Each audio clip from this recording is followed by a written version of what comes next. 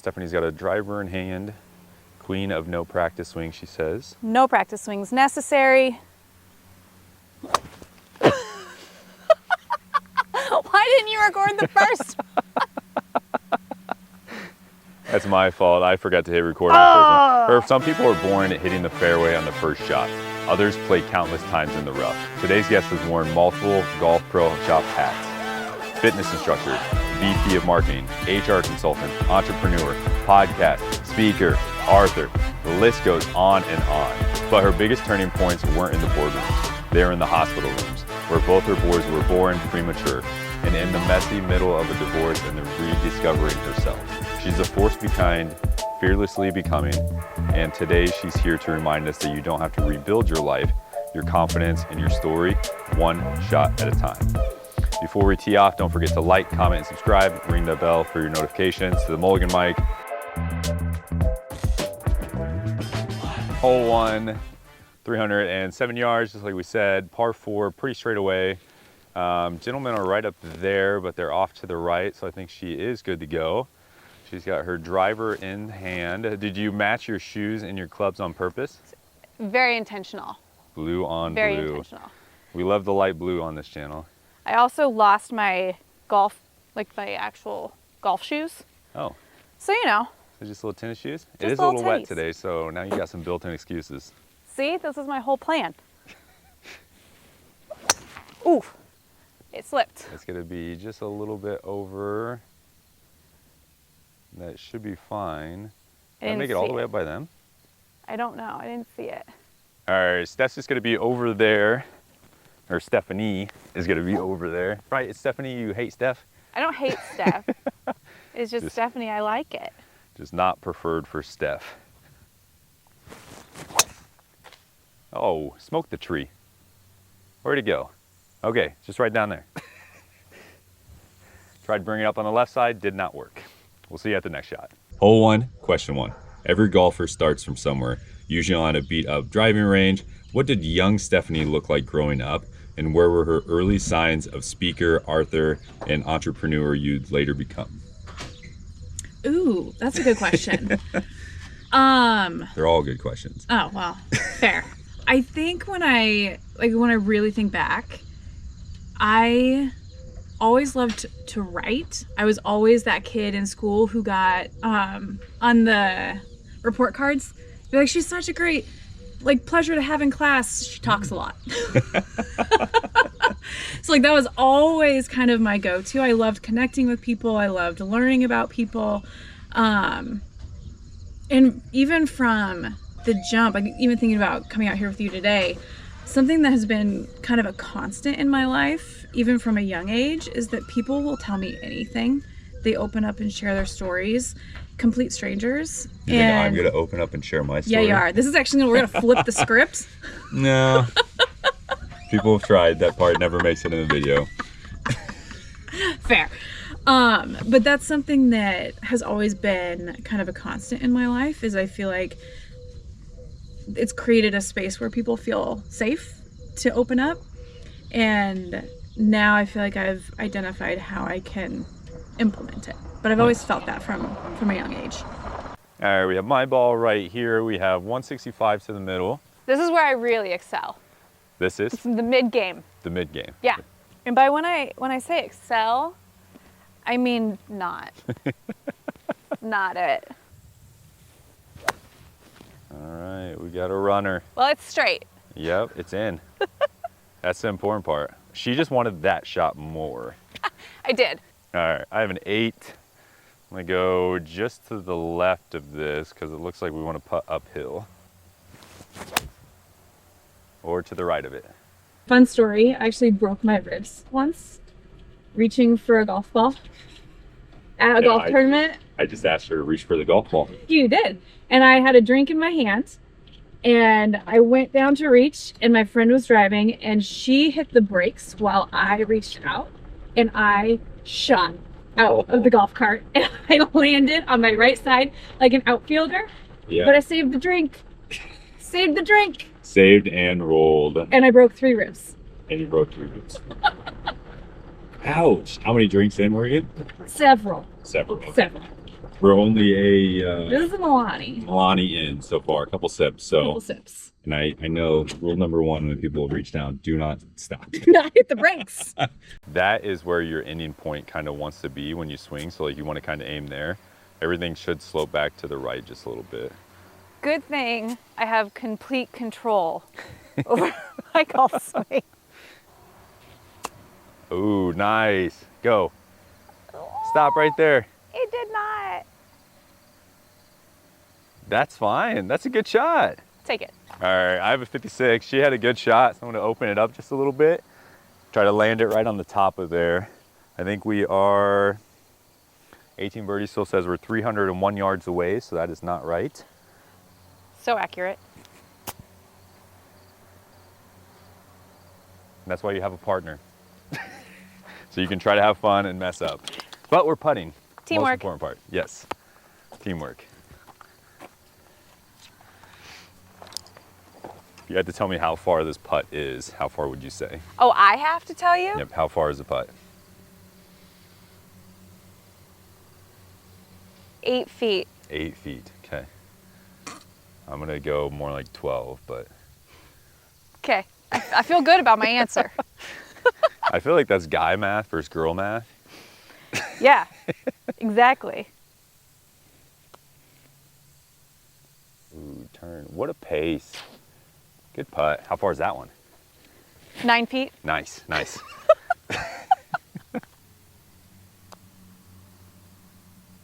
Ooh, I didn't give it enough.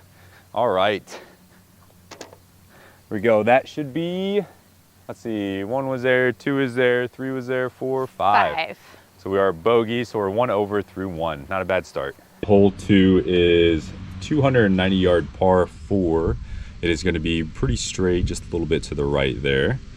Hole 2, question 2. You've had more career pivots than a golfer switching clubs mid-round.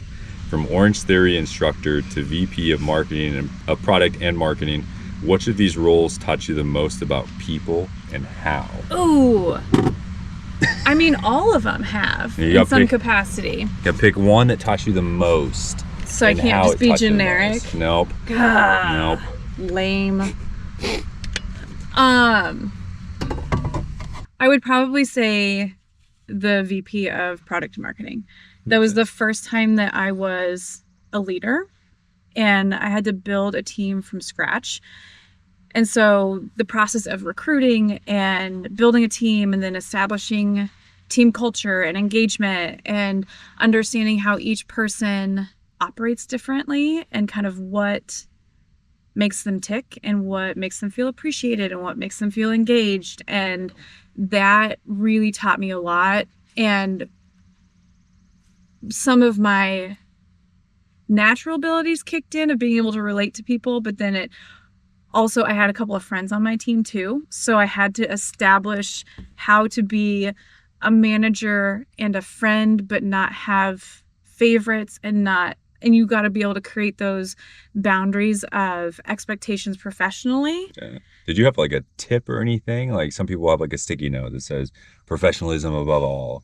It's like, did you have some way to remind yourself when you might have crossed that line? 'Cause naturally, I think with friends, we probably cross that line all the time. I mean, there's no doubt I crossed that line with friends in that situation. I think more than anything, I'm self-aware. And so knowing that I did and then course correcting. But I also really wanted to create an environment that felt safe.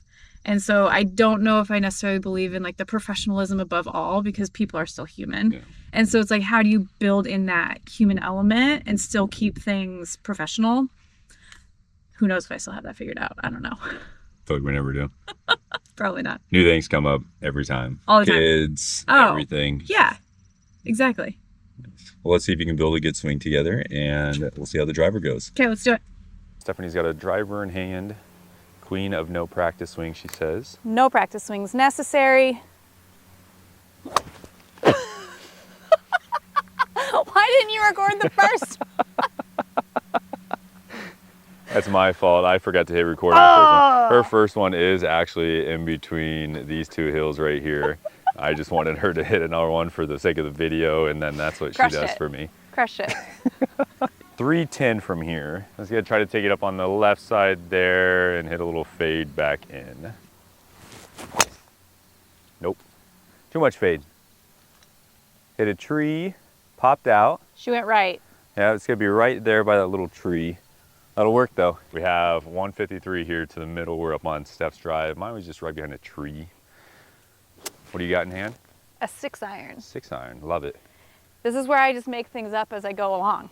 The iron? Yeah. It's either a 6 or a 9. She does not know. Unclear. We're gonna find out.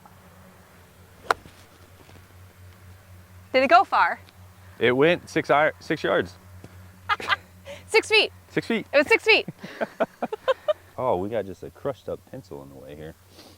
We'll throw that away at the next one. If you treat the course right, it's supposed to treat you right. It's karma. Hopefully. I have a 9. Little right. Everything's right. Hit a tree. Bounce back. Hit the tree, bounce back about 30 yards. So we have 66 yards. Got to kind of keep it low here. What do you got in your hand? Sandwich. So Sandwich. really lofted. Yeah. So we'll see if this comes back at us. Don't break your camera.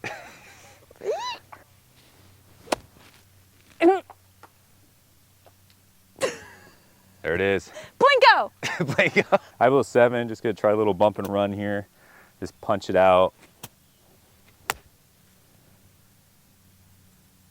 Stop. All right, a little long, but that'll be a chip shot for us. Thanks for rescuing my ball. All right, we have a little, probably 15, 20 yard chip shot here. Now she has a lob wedge. I'm gonna give a little bit more loft on this one, I think. Yes, please do. Okay, watch me just like slice it. Oh, it's running off. All right, Like that that? was the shot we needed last time. Well, you know, I'm practicing. All right, so I have 56. It's gonna check it into the first rough, I'm hoping, and it's gonna stop. That's exactly what's gonna happen. Yes.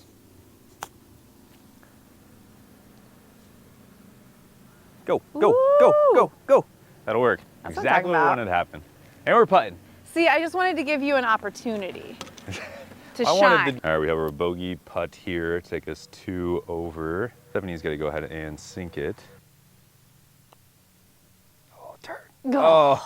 Oh. There we go. Nice. 2 over through 2. On to the next one. Hole 3, question 3. Both of your boys were born premature. You spent a lot of time in the NICU. Or NICU. NICU. Correct. I was trying to read it to make sure the initials was correct, and I was like, wait a minute, it's NICU. Yep. That's a tough lie most people can't imagine playing out of. How did these experiences reshape how you see life and yourself? In so many ways. It helped me learn very quickly that ultimately we don't have a lot of control over anything.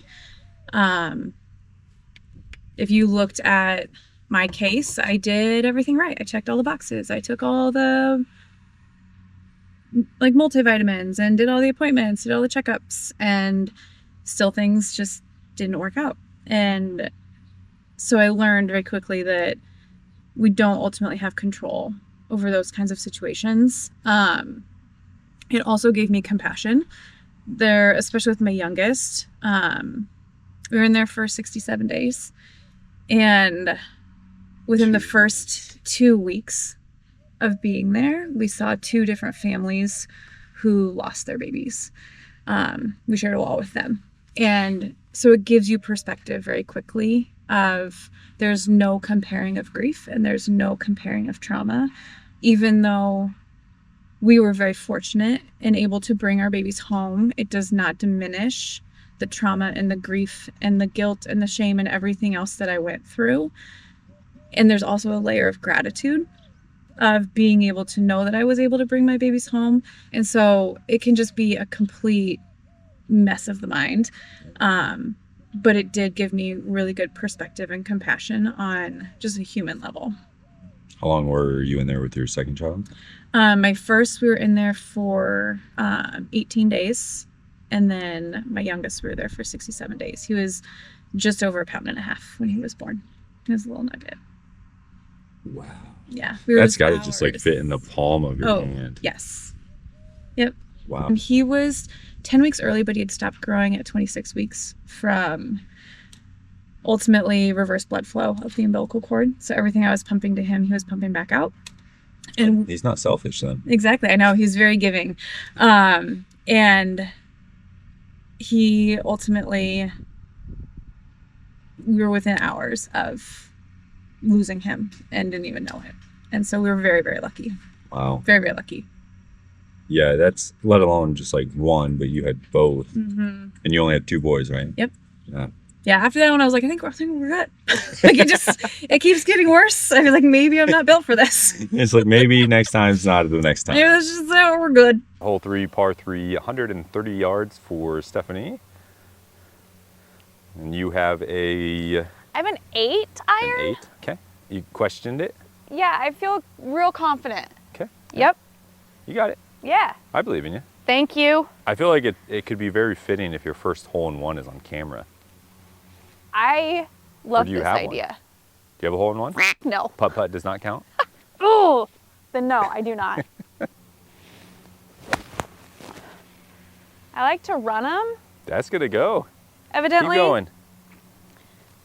Okay, we're just gonna be short over there. That won't be bad. It's straight. It's in. I have a guy that I've golfed with before that was on every par 3, he would switch his golf ball. So he normally plays with like Kirkland. Yeah. But every hole 3, he would switch his golf ball just in case there's a hole in one. So he could be like, hey, Titleist, I hit a hole 1.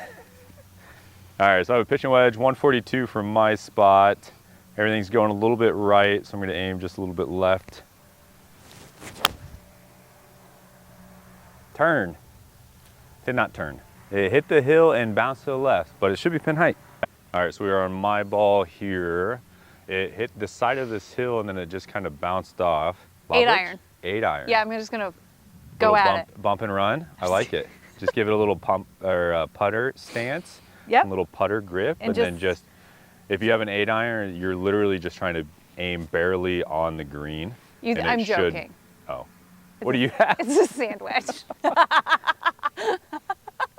You try to be a nice guy, and then she just does that. Oh. Ugh. That was your bump and run. Did it. Crushed it. Uh-oh. Stay up there. Stay up there. Stay up there. It did not listen.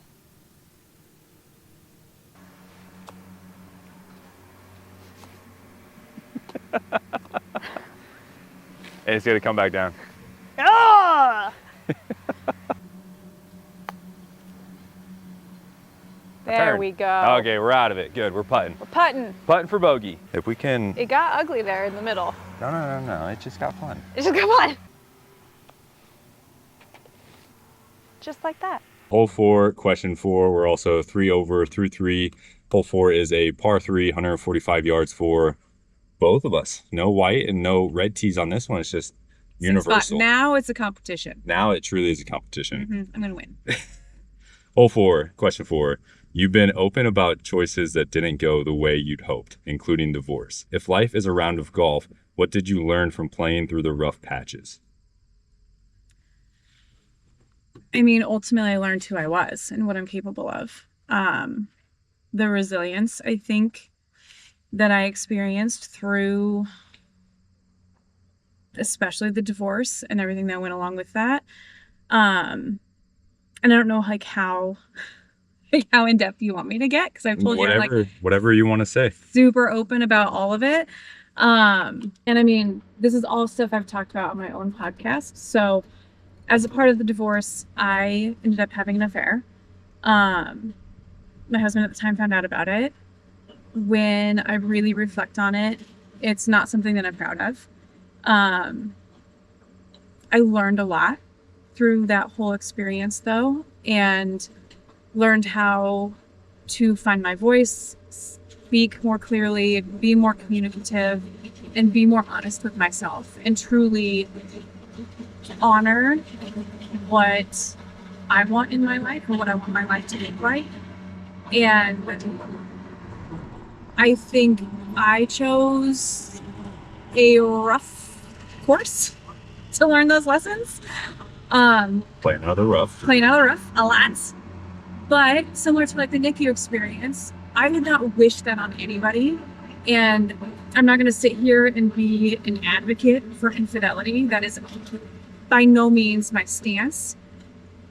My opinion is it happens. It probably happens more than people think or want it to happen.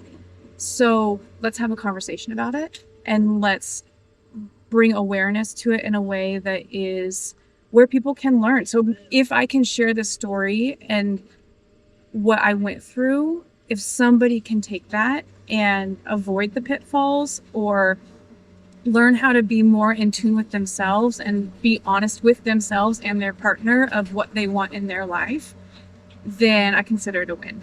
Yeah. And I think that that's partially why I've been able to go through some of the challenges I've had in my life, is because I am so open and willing to talk about it that hopefully others can learn from it.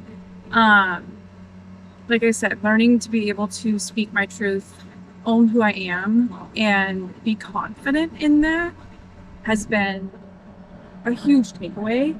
And I'm also very fortunate because my ex-husband and I have a really great co-parenting relationship. We do holidays together. We do birthdays together. We've done trips together.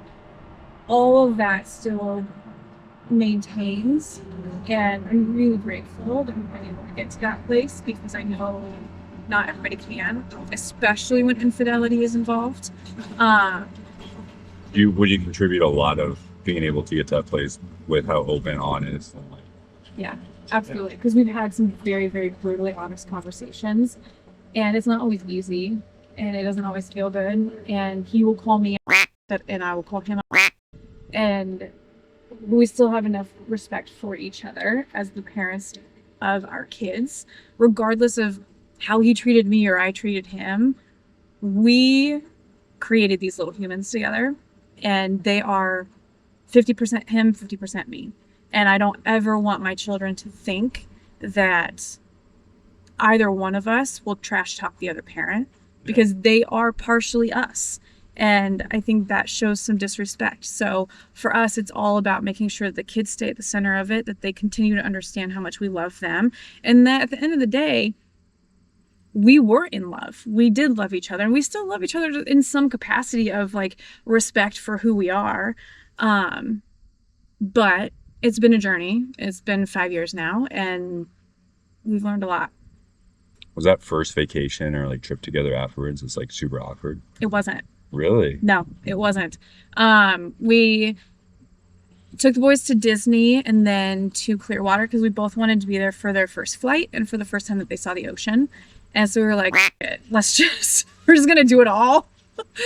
And so we went to Disney, we did the beach, we all stayed in one room. One kid slept with Aaron and one kid slept with me, and that's just how it was. And at no point either have our boys thought or questioned, oh, well, maybe they're going to get back together. Maybe we'll do it. Nope. Like Aaron's been dating someone now for several years, and they know her and she's very much a part of their life. And so at no point have they been confused of, oh, well, maybe this means that we're going to come back together as a family of 4. Nope. Like we are very much a family, but we just have 2 different places that we live.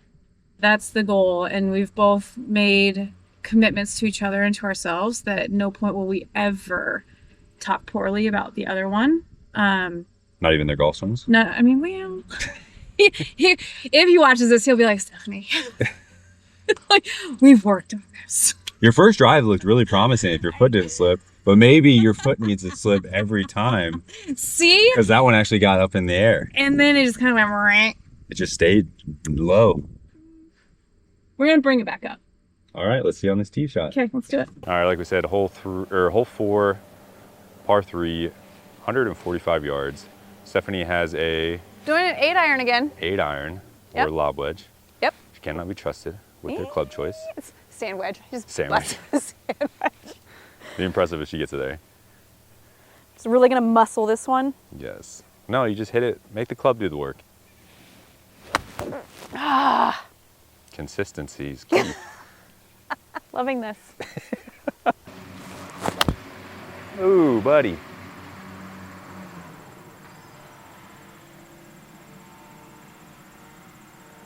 That went very right. That one's all the way over by the other tee box. All right, we are up on mine here. We have 48 yards to pin. A nice opening between these trees. Just remember, the tree on the left has 90% air, or the tree on the right has 85% air with the leaves, so. So go to the right? Yeah. Well, go in between if you can. Yeah, I'm so precise with Your my golf shot game. can play really well here with a low runner. As long as you do not hit that little cart sign there, you should be fine. So is that a challenge? I think. Challenge accepted? I don't know. I just want to see you hit it. Let's see if you can hit it. Oh, got it up. Over the tree, on the green, And rolled off. Rolled right there. It went in the air. Yes. I was surprised. Scooped it. It was a fun shot. Tried. That's why we have Stephanie. Because I'm going to carry the team. Yes. All right, up on Stephanie's shot here, which is a great one. What do you see here? It's probably 4 feet, you think? What do you see in the line? What direction is it going? To the right. To the right. Ooh. A little hard. Good pace. That'll work. We need you to make this.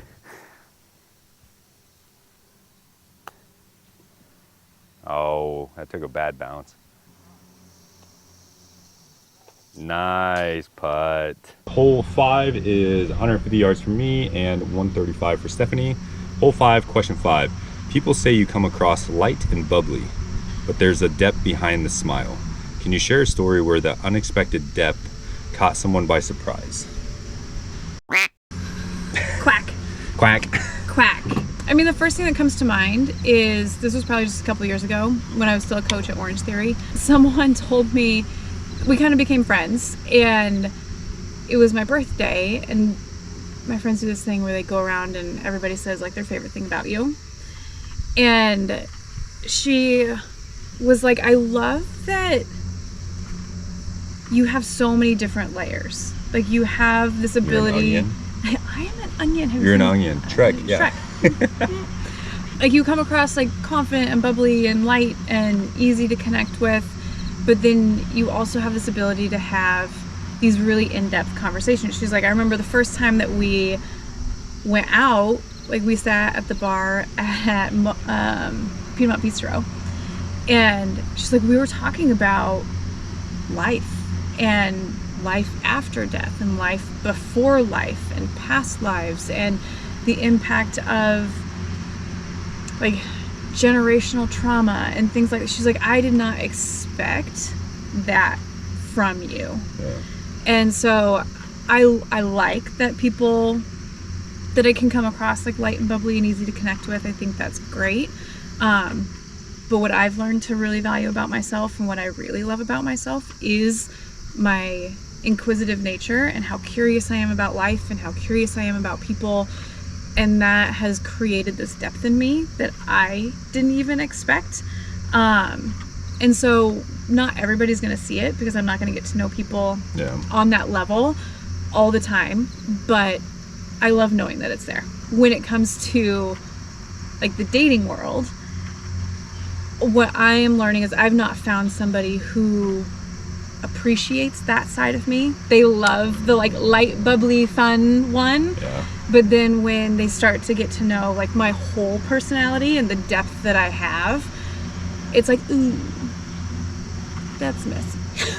It's kind of a blessing and a curse because you can more easily vet people. Yep. And then you know for that person that does go like, oh my gosh, I love that about you too. Yes. Then you're like, all right, Yeah, we're that's on to what something I'm waiting better. Here for. we I'm go. waiting for that second layer of like Nice. okay, I see that side of you. I dig that side of you. You just take them out on dates and be like, okay, do you want onion rings or French fries? Do you want onions on your burgers? How do you feel about onions with layers? Do we like layers? Or no layers? You could. It's like, are you a big like, what is it? Lasagna, because lasagna has layers. I don't know if it's a casserole dish, but that's the first thing that popped in my head. Yeah. But it's just like that has layers. It's like, okay, you just start naming layer type food. Well, you have this or you have this. Yeah. They like the noodles, but not everything else. Yeah. It's funny. All right, this shot does have multiple layers into it, and we'll tell you about them in the tee shot. Layers with the shot. So we do have this tree right there. It's gonna be right in front of the hole. We have this tree right there that's also kind of in front of the hole. If you go long on this one, you loft it too much, you go long, you're in the water. And then there's this little valley that Stephanie's probably gonna do that she's just gonna run it right down there. And then to add another layer, we have the mower right over here. So That's hazard my goal. left, right, long, and some kind of short with the mower. This 8-iron and I are gonna get to become really good friends. I used to be able to crush this thing. Nice. She's not my friend right now, but that's okay. Positive thoughts. We're just gonna talk nice to her. Oh, hit the tree, bounce back in. That'll work. We are right there. She hit this little tree and then she bounced back in, so it'll be a good shot. All right, I have a pitching wedges downhill a little bit. We got 142.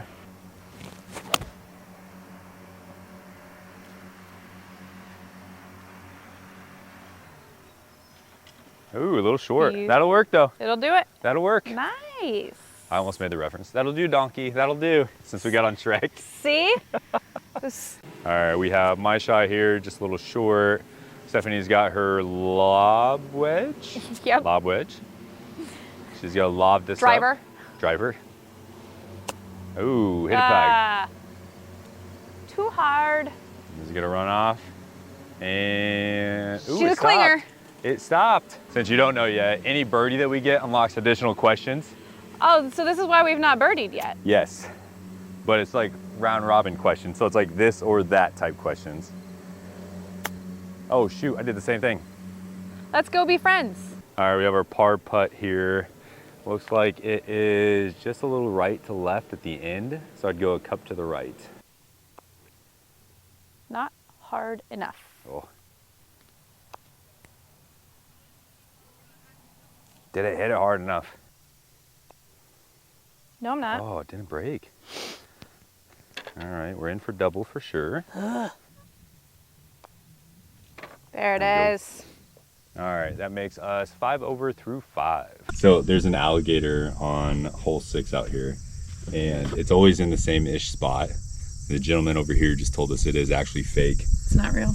which is highly disappointing because it just kind of hangs out there. Is there a story behind why the alligator's out here? That's golfing. Just a golf thing? Like Just a golf. for Happy Gilmore? Yeah. Yeah. Okay. we did zoom up on it. Look, now it's moving. No, it's not. Current. Yeah, The it's water moving. is moving. It moved its head. All right, hole 6, question 6. You launched a business, a nonprofit, a podcast, and now a brand. That's a lot of tee shots. What's been the proudest win so far? The shot that you framed and hung above your mantle. This is why I don't like this game, because my kids ask me this stuff all the time. They're like, "What's your favorite movie?" I'm like, I don't have a favorite. It's just like depends on my mood and the your vibe. Proudest, not your favorite, your proudest. Well, I'm gonna go generic and then I'll answer your question.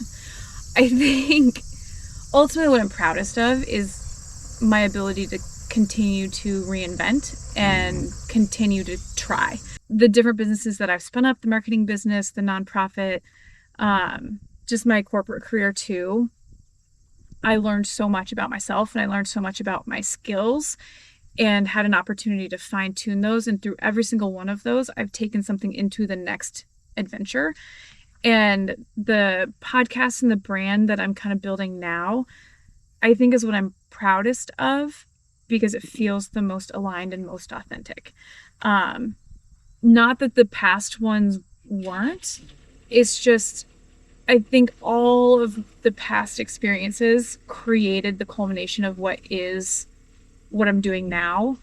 And that is beautiful to see. And I think the response that I've been getting from it and people feeling seen and feeling heard and feeling like they can relate to the stories that I share and the content that I put out, that is something that just makes my heart so happy. Very cool. So it's just literally you're just taking a step forward each time towards your ultimate goal. Mm-hmm. But it seems like your goal is just kind of ever shifting into a little bit different, which I think it's very hard for a lot of people to have a moving goal. Yeah. Which is, it's frowned upon, I feel like. And a lot of people say like, oh no, you need your goal to be this, and be a VP and of something. You achieve it and you get there. And I think that's where I'm excited because what I'm doing now probably won't be forever. Yeah. And that's fine. And then I'm going to take whatever I learned from this experience into the next thing and just continue to grow and continue to evolve. And eventually it'll just, as long as I'm impacting people and having an impact on humanity and society, that's the biggest thing for me. Something my dad always said growing up is like, the only constant is change. Like, you've got to be able to change. You've got to be able to adapt, and life is always changing. You either adapt with it or you create friction in your life if you don't. And so I'm kind of in that phase of like really working to release control and allow and just let things flow. Yeah. I feel like my dad told me the only two constants are death and taxes. So little different perspective. I got 101 to the flag. I have a 52. I'm gonna try to go right at this. Swing feels pretty good. Don't hit the alligator. Don't hit the fake alligator. I'm so like Crushed. Yeah. Because everybody out here, I was like, yeah, it's real. Because the owner took me out here golfing and he didn't say it was fake. Should be good. Oh, wow, short. I took too much off of it. And the good part is I don't think you can go in the water from your tee shot. Promise not to go into the water. And you said I can't go in the water from here. No, you can't go into the water from here. So if I do, it's your fault. Ooh, you didn't go in the water. It skipped and it hit right there. She's in there thick. But you're not in the water. Winning. Second shot here. Stephanie's got to take it on the left side. What club you got? Sand wedge. Sand wedge. Ooh. Nice. Yeah. That'll work. She's gonna run off the back. Oh, if it stops right there. Nice, that'll be good. Okay. Good shot. Thank you. Oops. Too much fun. Too much fun. Rain in the fun. You're contagious. Haha. See? Par putt here. Can this be our first par? Yes. That sun is Sadly. getting warm. We're in what, hole 6? 5? Yep. 6. I don't know. One of the holes. Something. The one with the alligator. I think 6. Oh, break. What pace. Great pace. You're a good putter. Thank you. Directionally, I'm challenged. That's why I use the little ball marker on my line. I try to take as much out of golf when it comes to things you got to think about. Yeah. So I was like, I'll let the ball line it, and then I line it with my putter. Tilt forward just a little bit, and then I just hit. And blow it by there. So strong. All right, lefty putt. Woo, bogey. Bogey it is. Consistency is key. 6 over through 6. We'll catch you on the next fun tee shot. 6 over through 6. Hole 7 is very interesting, fun tee shot. You guys have seen it before, but hole 7, question 7. On the flip side, every golfer has a shank they laugh about later, some more than others. What's one mistake you made in your career or your personal journey that turned into one of your best lessons or biggest laughs? Oh, so many. Like, I've made so many mistakes and like choices that didn't pan out. I mean, Got big humor ones? I am fortunate. I feel like I can laugh at pretty much anything at some point. Even some of the most difficult and trying experiences in my life, I feel like at some point I can be like, oh, that's kind of funny. It's a good trait to have. Oh, laugh it off. Well, I hit the tee shot and then you think about it. Okay. All right, so this one, if you can see it right here, there's a red flag. I don't know if Stephanie can see it with it or not. Oh, there she is. But there's a red flag all the way over there. So I'm going to try to hit a high draw, or I guess a fade since it's going to the right, in between these two trees with a 4. It's 4 wood. It's 190 yards. No. Oh, in the water. I saw a splash. Do I still have to answer your question? Of course. Okay. Well. Water's going to be over to the right. So you're saying it'd be a real skill if I could get it in the water? Not go in the water. I did see a turtle over there, but now I don't want to call it out just in case it's fake. Can't believe anything anymore. I know, this is like my 8th time coming out here.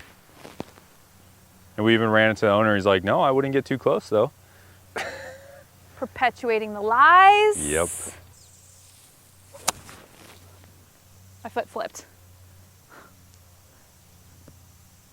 Where did it go? I have no idea. I was hoping you saw it. I'm gonna hit again. Taking her mulligan. Nice shot. All right, we're gonna be right on the edge, hopefully. Yep. Little Hopefully it quack didn't cam go at all the way. end. Quack. So we got water over there. I'm not gonna stand in the water. We didn't bring the boat. We do have Stephanie's shot over here. We need to get it up and on, and then you get your birdie. Oh, it just stopped. Oh. That was a good shot, though. Go, turn. All right, that'll work. All right, we got our birdie putt for additional questions. Stephanie has her putter. She's gonna aim, it looks like about 3 cups up to the right. Oh, if that had the pace. This is a big pace putt one, so I figured this would be your special. So sorry to disappoint. That's all right. We're just trying to get these birdie questions for you. Oh, give it a chance.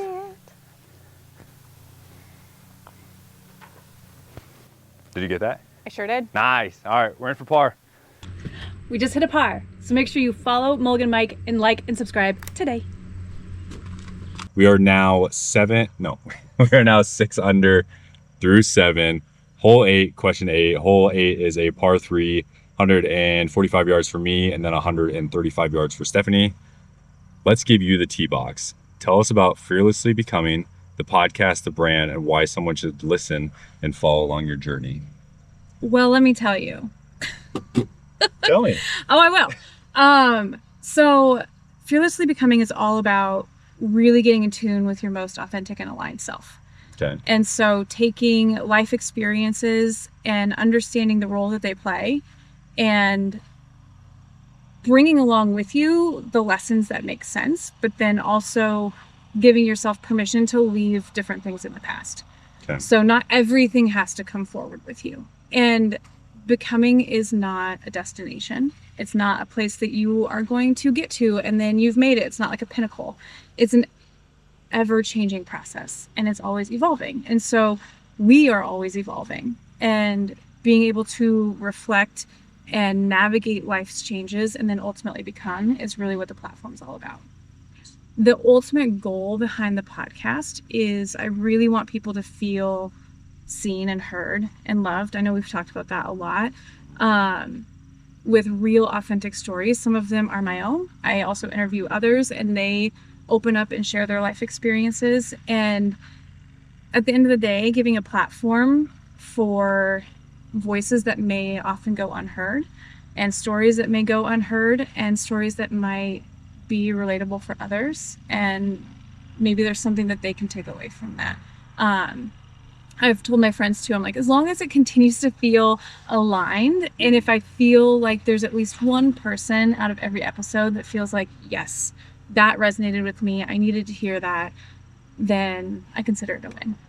Very cool. I've listened to a couple of yours before, and I think Stephanie does a really good job of getting the person to open up and not just talk about the fluff answers, and actually like talk about those moments that the other person became who they are, what their struggles currently are, and what they're going through. So it's a unique perspective on that individual. Do you want to tell a couple of the people that you've had on there so far? Yeah, so the second episode is actually with my ex-husband, and we talk about co-parenting, the divorce, we talk about infidelity, we talk about all of it. I've had Jordan Larson on, who obviously is a staple here in Nebraska.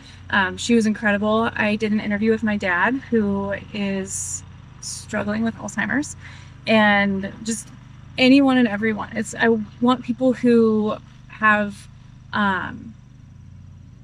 who may be more well-known, because that will bring in some eyes and ears. And I also want people who are everyday people like us, who have stories to share and lessons to learn from. Because I think a lot of times we focus on the light at the end of the tunnel. Oh, get to the light at the end of the tunnel. But we don't often talk about the stuff that happens in the middle and those dark times, that we really need to lean on other people. We need to lean on our own self-worth and our own identity, and sometimes we lose who we are.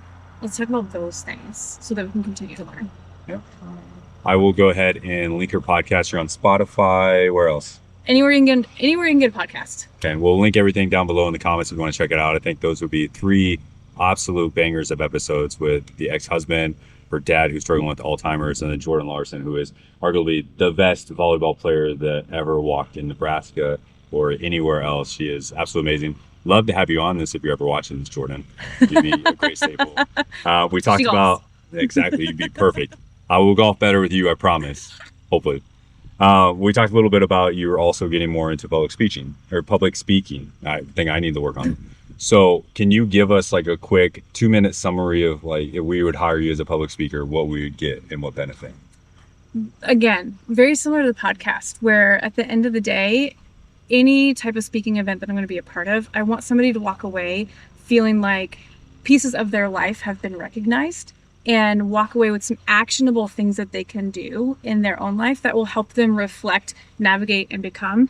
And so talking through, again, personal stories that I've had, how I've navigated different tools and outlets that I leverage, that I still utilize as I continue to evolve and become, whether it's therapy or Reiki or sound healings, whatever it is, to make my whole energetic self feel put together. And then really asking questions of them, for them to walk away for questions to ask of themselves. Very cool. Awesome. We'll have her contact information down below, her email address. So if you want to reach out for any public speaking, feel free. Yep. Hole 8, 6 over through 8. We're going to bring in this with another par. Stephanie's got a 6 iron. 6 iron. It's going to be uphill 135, so probably playing more like 145-ish to 150.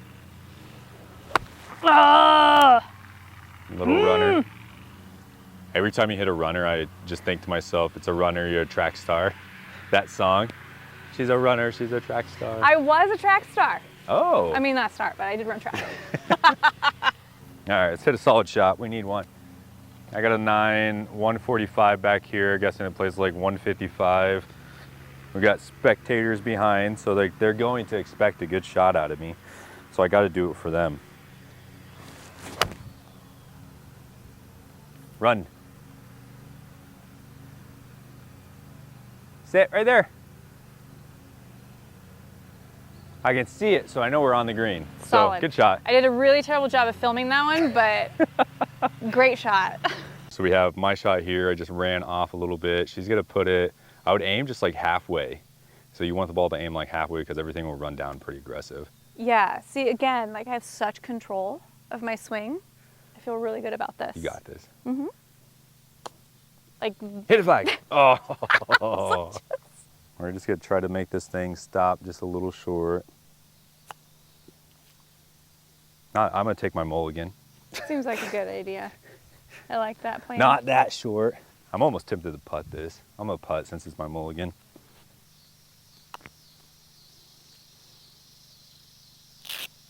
Really? Keep going, keep going, keep going, keep going, keep going. Then keep going. You don't want to take my ball? No. Huh. Weird. Not even a little bit. There was never a thought in my mind that said Stephanie's ball is Maybe the we one should to take hers.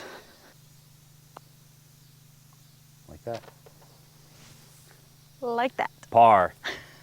Par, par, par. That Par. was a good mulligan by me, even though it wasn't a great shot.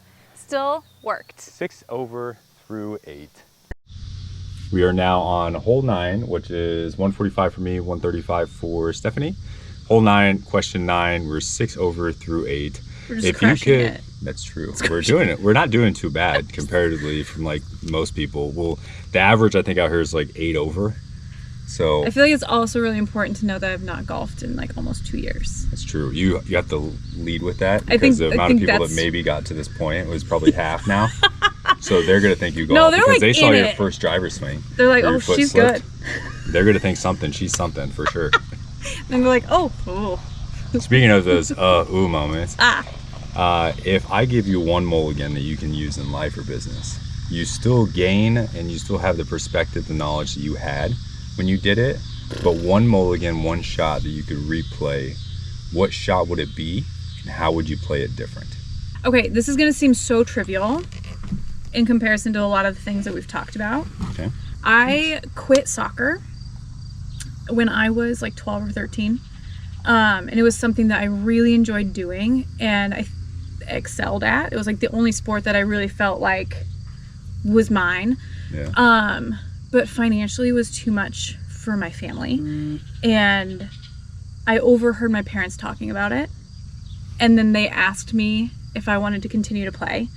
And I just felt like Obligated to I say couldn't. no.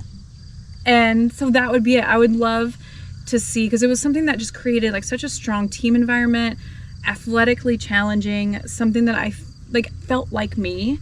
And it was from that point on, I started to do things that didn't feel like me, because I started to question my own judgment, question my own interest, question my own thought process.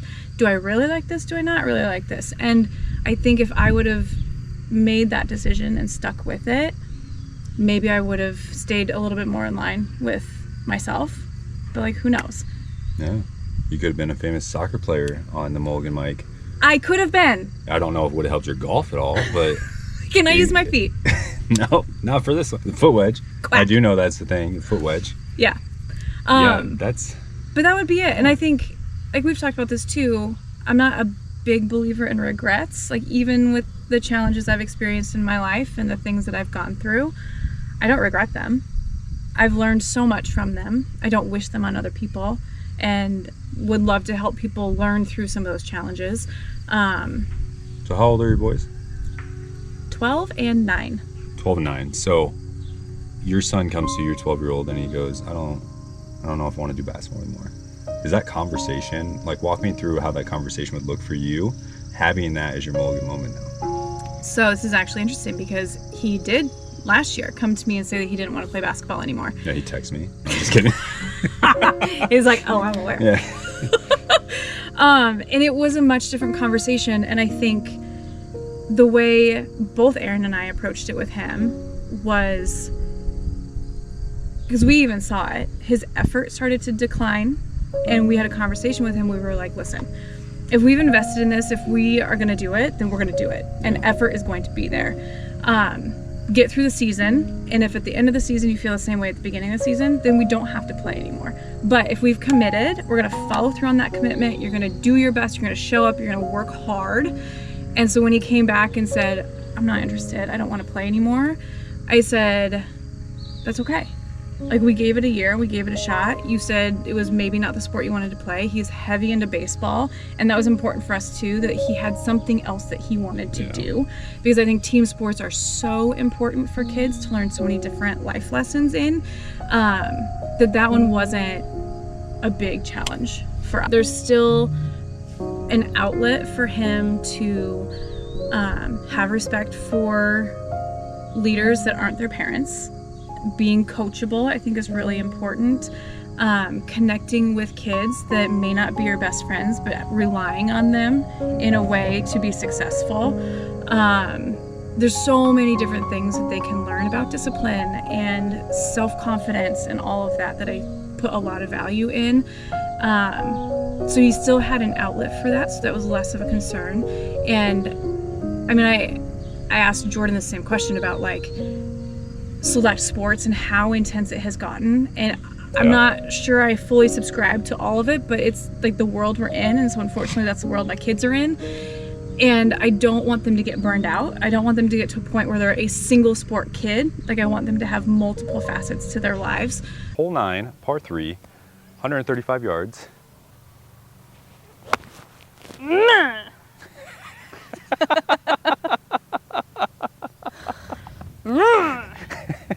I love this game. I have not laughed that hard at a tee shot for a while. You're chunky. Where'd that go? It went over by that castle looking thing. I go left? Yep.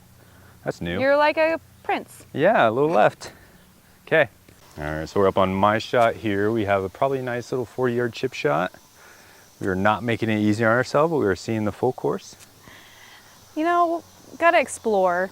It's very true.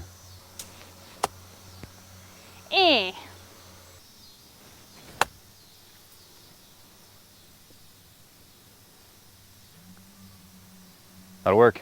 Putting. That'll work. We're putting.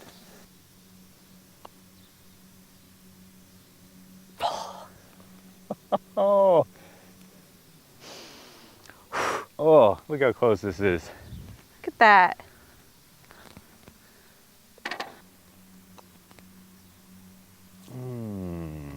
That was solid. I'm just so glad that you're doing what you're doing. Yeah. Truly. And I think the more people can share stories, the more people can connect. It creates this level of compassion that and relatability that I think the world kind of needs right now. So I'm grateful that you're doing this. So thanks for having me on. That concludes the episode of Mulligan Mike with Stephanie Merritt. From NICUs to new chapters, from heartbreaks to building a brand, Stephanie's story proves that you don't have to play a perfect round to finish strong. Go check out her podcast and brand, Fearlessly Becoming, and follow along as she continues to inspire others and their own stories.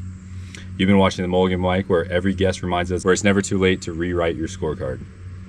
If you enjoyed this round, don't forget to like, comment, subscribe, ring the bell so you don't miss out on your next tea time. Until next time, take aim, swing hard, and never be afraid to take your mulligans.